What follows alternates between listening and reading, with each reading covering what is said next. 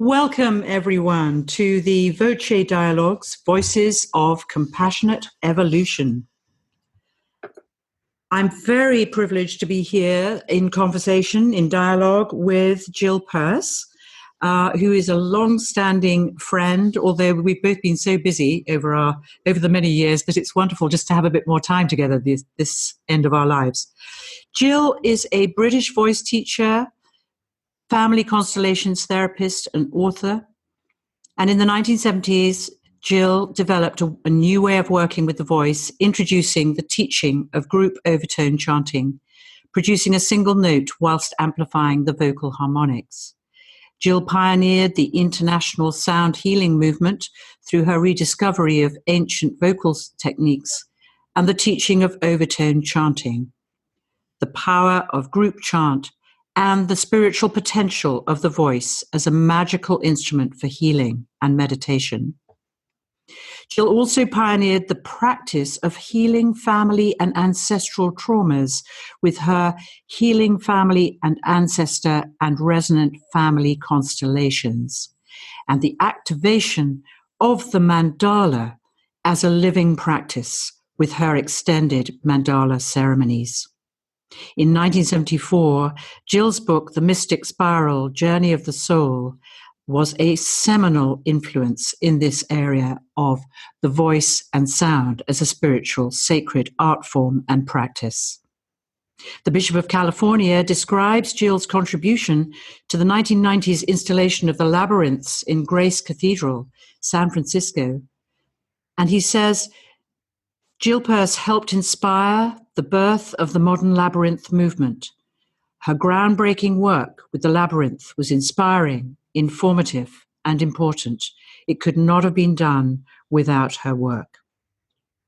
Jill also has a postgraduate fellowship in biophysics at King's College London, where she was working with Maurice Wilkins, Nobel Prize for DNA, with whom she dialogued on the relationship between art, science, and spirituality. Jill also lived and worked in Curtin with German composer Karl-Heinz Stockhausen, exploring the spiritual dimension of music. She learned overtone chanting in the Himalayas with the chant master of the Kyoto Tibetan monastery. And in 1974, the BBC made an hour-long documentary about Jill and her work called More Ways Than One, The Mystic Spiral.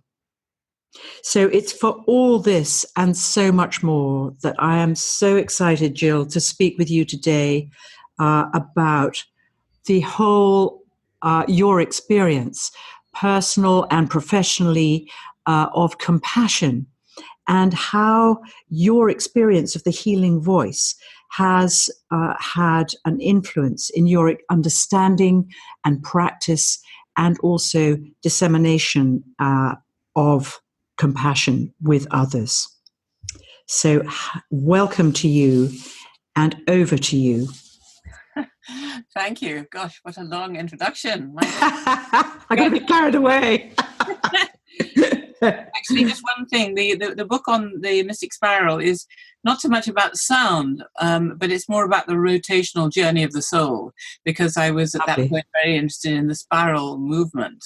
So that's more the focus of the book. But yes, so well, thank you for that introduction. And it's very nice, as you say. I was a bit worried about the towards the end of our lives, however, or the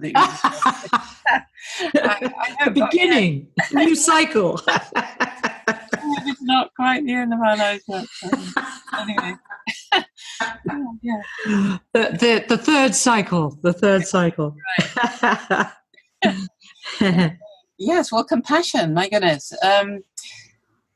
Yeah, what a concept, and one that I've sort of wrestled with, really, because I have absolutely no idea what it really, really means. I mean, passion, if you look it up, means suffering, and at the same time, it means vigorous emotional sort of energy. And com means with, and so it means on the one hand with suffering, and on the other hand with kind of vigorous energy, and somehow they're both the same.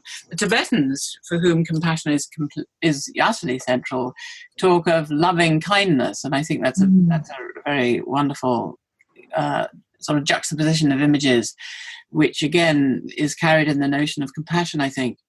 But one of the things that over the years, I mean, as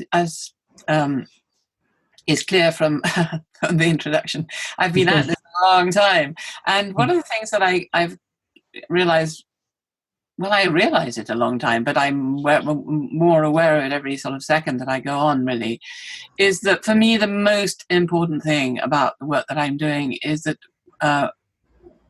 we are creating a sonorous community, and community is essential, and we, everything in our society at the moment is eroding every possibility of community that there is. And so the work that I'm doing, because it's very much focused around working in groups, is a sonorous community, and there is a sonorous community. There are people who do a lot of the different things that I do. They come to many of the family workshops, they come to many of the week intensives and the mandala workshops. So there is this ongoing community, and we have a wonderful Facebook page, which is a closed one just for community members, as it were.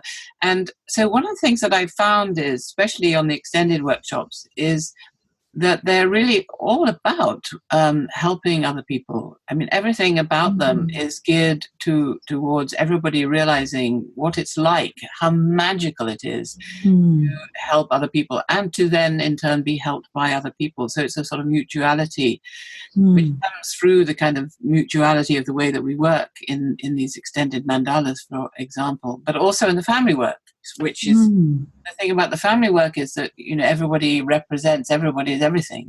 So in a workshop you become somebody's mother or aunt, and they become your sister or your daughter and or your husband and your father. And so by the end of the time, especially on the longer ones, you've been everybody's everything, and in a very, very profound way, which goes way beyond anything on the level of consciousness, which is where, which is irrelevant to any healing, really, because any healing addresses, and if it's going to heal, has to address things which are deeply rooted in the unconscious, where all our hurts lie.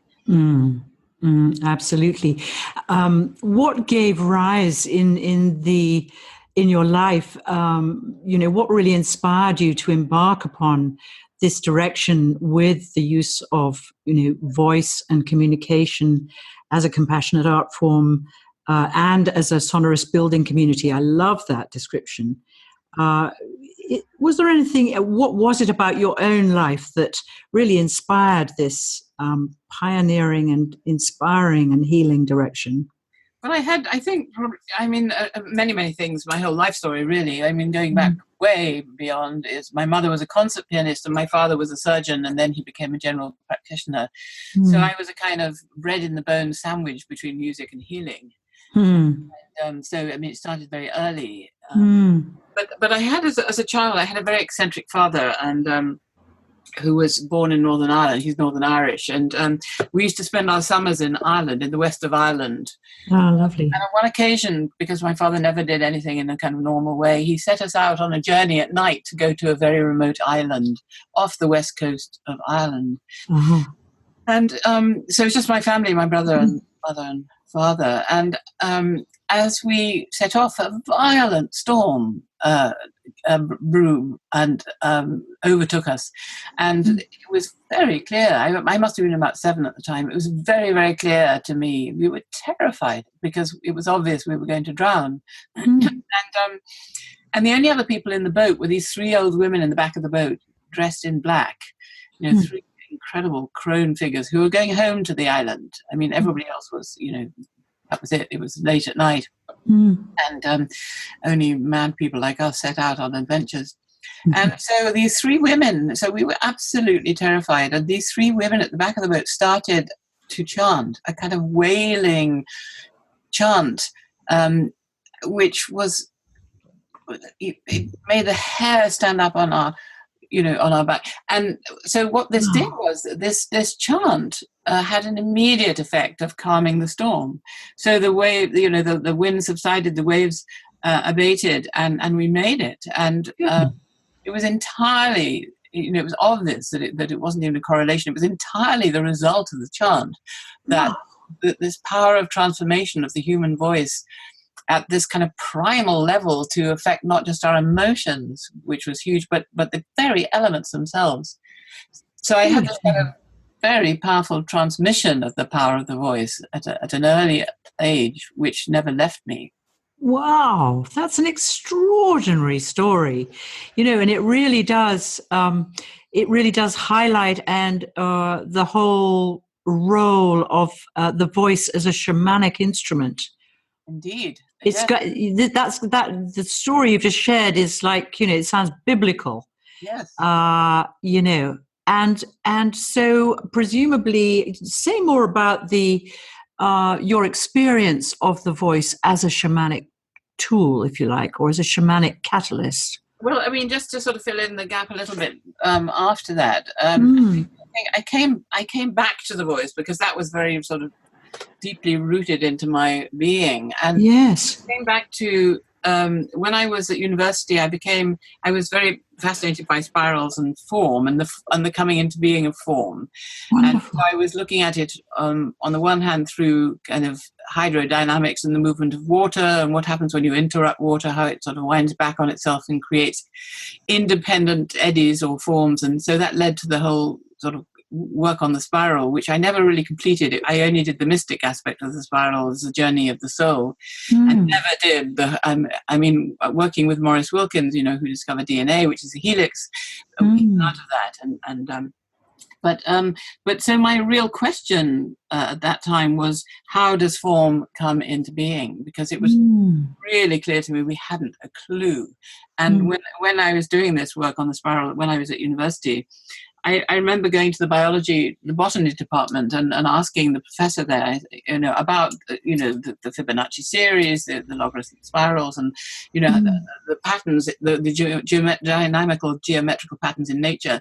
And he looked at me witheringly and he said, "Oh, we don't ask those kind of questions." And it was that really fired me, because I knew in that moment that those were the only questions that were relevant. Brilliant. And so I used the spiral as a question of the universe, and it's led me everywhere, really. But so this question about well, of course, we do ask those questions, but he was just, of another era. But so really, I came to sound by asking the question about how form comes into being. And then I saw the work made famous by people like Hans Jenny, kymatics or Cleadni patterns, or what they were originally called Faraday waves, which are the form that is inducted into formless, seamless liquids or heaps of matter through and only through the introduction of sound. Yes. And this made it very clear to me that out of these seamless, formless heaps and piles, form comes into matter when you introduce sound. So this is really what started me working with sound. So I became very, very fascinated with that. And then very, very soon, and then I was practicing. I was very interested in the spiritual transformational activities of many cultures, and I was studying this at a very early age. I mean, I was always very interested in philosophy and transformation at a very young age, and I studied in many, many different paths, and experienced the effect of chanting as a spiritual practice. I experienced it in Sufi chant, and then the one that really took over was the Tibetan practice, which I was involved with for maybe 50 years or so. And I discovered, just what happens when a group of people chant together. And so gradually I realized that the main thing was the practical. The rest is all very interesting, but it's not going to really change anything. And I realized that we had actually gone silent. The more so-called developed our society apparently got, the less sound we made, the less, the machines make a lot of sound, but we as humans made less and less. It was sort of eroded and marginalized from our lives. And in order to sing in a choir, at that point, you had to read music, you had to sing in tune, you had to have an audition, you had to have a lot of confidence around your voice for all those reasons, and feel that, people really wanted to hear you. And so and then through the development of, going back now, to the 8th century, through the gradual development of musical literacy, this led to being able to record very sophisticatedly multiplicity of parameters of sound, and then other people later on could, and here the word is very interesting, execute it. And so this meant that the professional community was able to do it because you had to read music, and so gradually everybody else was eroded and made irrelevant and excluded because it was the domain of the professionals from quite early on. Exactly. And of course that has caused immense wounding in our culture, really, hasn't it? So many people, music becoming just this elitist activity for a sort of minority of trained individuals, where... Yes, and I mean, the thing about professionals is, and my mother was a concert pianist, so I know about this from early on, is that in general, professionals, well, let's take the opposite. Amateur, the opposite of professional is an amateur. And the word amateur means to love. It's the Latin to love. So the inference is that, if you're an amateur, you love what you're doing, and if you're a professional, you don't. And well, this is not the case for all those professionals that you and I know. It nevertheless is the case for many professionals. The professional musician, it becomes a chore, it becomes professional, and it becomes something that they have to do in order to feed themselves and their families, and no longer something that they really love. Right. It's that kind of, I don't know, how is it for you, this sort of sense of, I bet you've been assailed by many so-called professionals who've come to you as they've come to me with this, having experienced real suffering with just being required to entertain, required to impress, required to inspire, at some cost to their own, the wholeness of their own experience of sound, and sound as consciousness, sound as a spiritual practice, every bit as much as a performative practice. I think they're pretty mutually exclusive. I mean, if you make sound, if you do it professionally, if you're a performer, other people come, they pay a lot of money not to do it, and they sit there in order to do it for them. And so the sound comes out of you and goes to them. And so you don't really have any awareness, and you really can't afford to have any awareness of what effect it's having on you, because the whole focus is on that it goes from you to them and leaves you behind. And so, there isn't any opportunity for you to really reflect on the bigger picture of how it's affecting you. So I think they're really mutually exclusive. And our whole society has become one of passive observers or listeners, so people go to concerts to hear other people who are these professionals, who are therefore by definition better than you, do the thing which you're paying not to do. Yes. And then you see it taken to really kind of gross old paradigm proportions, in the form of these crazy sort of soap opera, X Factor operations where, something like 19 million people are watching a television screen, just watching to see if one godforsaken individual can be the voice, it's just crazy, isn't it? All these pompous people sitting in a row judging them as well. Oh, God, it's just, it's very challenging, isn't it, to actually just to watch that.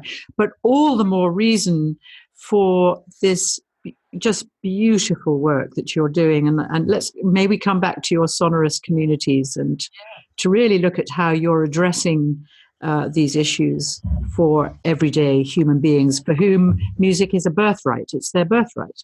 Absolutely, and that's really the focus of my work is it's a kind of reclamation program. I mean, and actually, it's very interesting that this is a time of reclamation. We've come to realize that the people in white coats haven't the faintest idea what's happening. Right. Yeah. And if they don't know and aren't doing anything about it, I mean, you just have to look around you and everything. It's very clear they're not. Like Extinction Rebellion that's happening at the moment. All the young people are up in arms about how we're ruining world for them. Absolutely. My son was just singing on the bridge just yesterday. Anyway, that's or at least not singing, but making music out of the cries of extinct birds. And anyway. Oh, wow! Wow! Oh my goodness! Well, that sounds like that deserves another whole conversation. Yes, listen to him. Yes. He's very interested in the sounds of extinct animals and is wanting to do a kind of requiem for them. Oh, how amazing. How incredible. I mean, isn't it bizarre that how out of such extreme adversity, the next generation really is coming in with, the ones that are waking up and that are seriously waking up really are confronting, the old paradigm of listening and the old paradigms of,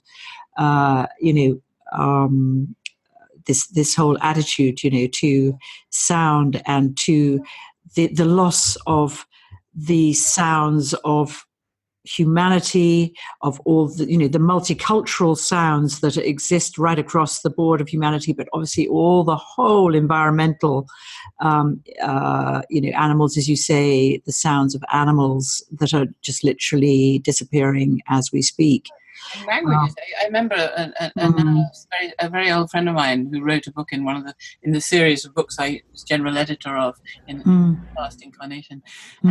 Susan Hiller. She had an exhibition where she had these dangling earphones, and you wandered around this darkened gallery and put different earphones on your ears, and they were all people speaking extinct languages. Wow! Oh my goodness! Oh my goodness! Well, there's another whole massive conversation. I was lucky enough not long ago to be involved in a multicultural, multi-language presentation here in Bristol, where there's something like over 129 cultures represented just in this one singular city. It's incredible, isn't it? There's still a huge amount of scope and potential and possibility that's very much being caught, I think, by these very enlightened, inspiring young people and children who are coming out on strike. They're going to be called forward to really create songs to make a difference. That's for sure.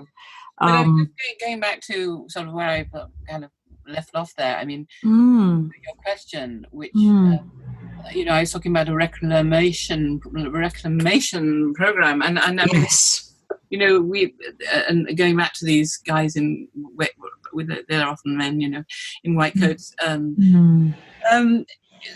not knowing what's going on. So it's the same in everything. It's the same in medicine. People are reclaiming their own healing. They're realizing that what's prescribed for them isn't working, and so they're investigating all kinds of alternative healings. Right. And then art, installations where it's more experiential, and yes. And then reclaiming our voices. And when I started doing this, the choirs were as I just described, but now everybody has community choirs. Yes. Which in fact, Cosmo, my son that I was just talking about, Cosmo Sheldrake, he ran a choir in Brighton for a while. Beautiful. And so now all over the world are these community choirs where people don't have to have auditions, sing in tune, or, read music. They're just there to sing. In fact, a friend of mine, you may know her in Canada, where both you and I teach, Siobhan Robinson. She has the Getting Higher choir. Has hundreds of people. So I think this is all changed very much, which I'm really grateful for, because when I started this, it wasn't the case. We had all. all the reasons that we used to sing together, the community, the societal, spiritual practices that happened in churches and temples or depending on, mosques and so on, all these kind of ways that people had of making sounds have been so eroded from our society. Yes. As people become spiritual but not religious, or not spiritual or atheistic or whatever. So all the reasons that people had for coming together in community have themselves been eroded. So that we're left in this sort of rootless way. Yes. But there is something, my sense is there is some kind of extraordinary sort of evolutionary potential in all of this, isn't there? That is just causing us to really, to have these kind of conversations and to really investigate what is going on, how it is being addressed in this kind of renaissance of, and a kind of evolution of, language. We're having to really listen to how we are communicating, how we can find new forms of communication to address the adversity of our times. So there's as you say, there's this kind of loss of just the erosion of old forms. But then out of this, coming back to your conversation around form, as forms, new forms arise out of formlessness, that there is a sense of new sound, new frequencies. I don't know what your sense of that is, but certainly the shamanic traditions, for example, the shamanic lineages and the mystical lineages, somehow we carry those in our bones even still. And they're knocking on our door, that's for sure. Well, sound is used to dissolve the boundary between the worlds. And yes. Whatever kind of method you're using, whether, in the shamanic tradition, where the other worlds are far more important than this one, but at the same time you need to dissolve the boundaries between them so you can have free access and free passage. And so the way to do that either with plant substances, which people are investigating now more than ever, or with rhythmic white noise, the rattle, or where the weather is clement enough, the drum, and so these, or with the kind of ayahuasca communities, the Icaro. So where the spirit is the sound and the song itself. So all shamanic traditions use sound as the to break down the boundaries between the worlds so that they can have safe passage, and this has always been one of the ways. Sound creates form and dissolves form. Yes, every form has its own sound, and it's the sound of the thing which dissolves the form itself. So that's why it creates communities, and that's why. Because you dissolve the boundaries between each one of us becoming one. And at the same time, it allows you to move freely between the worlds. And so this is, along with plant substances, this is the way that people are beginning to rediscover what it's always been used for. Lovely. Well, I love what you're speaking about, because you're speaking about, what would have been considered previously as these really high esoteric principles and understanding, which are now being made available, as you say, through these new medicinal means, of which sound is such a potent medicine, and they are, obviously we're talking in this way with such passion for this, because we are both blessed to and privileged to work with people, and ordinary, everyday, absolutely everyone can access what we're speaking about, of course, can't they? And so tell us a little bit more about how people can come to can join your sonorous communities and so on, so that they can access this enriching experience of new language. Well, I think the best way of finding out is by going on my website, healingvoice.com, because I have a huge amount of information there, as well as the program of workshops that I'm giving at any one time. Fantastic. I do sort of 3 week-longs a year, and I do lots of weekends in London, and I teach in British Columbia, often in Massachusetts, and different, and I do these week intensives in Somerset countryside, regularly. So the best way is checking on the website and coming to one of those. And actually, one of the things you mentioned was, rootlessness. And one of the aspects of my work is healing the family and ancestors. Yes. And what's so interesting is that as a result of doing that work, people have become very, very interested in their roots. And so more and more people are doing their DNA and finding, what part of them, what percentage of them is Celtic and what percentage of them is this, that, and the other. And at the same time, they're putting their ancestral piece of the jigsaw puzzle up on ancestry.com. And at the same time, they're doing this work with me to heal inherited traumas, which come. Right. Which is really about seeing the family through time and through the eyes of all members. And whenever there's a kind of trauma historically in the family, in a previous generational member, as soon as a family member is no longer living, they become an ancestor. And that's really important to realize. They're not just a missing dead person, they've actually graduated and they've absolutely. And the ancestors have a job to do, which is to keep the living alive. But they have no agency unless the living acknowledge them and open up the streams of transmission. And then, until then, they're like clamorous children trying to get our attention, being thoroughly annoying. As soon as we acknowledge them, they can do their job, and which is to help us. And so, beautiful. This work is really about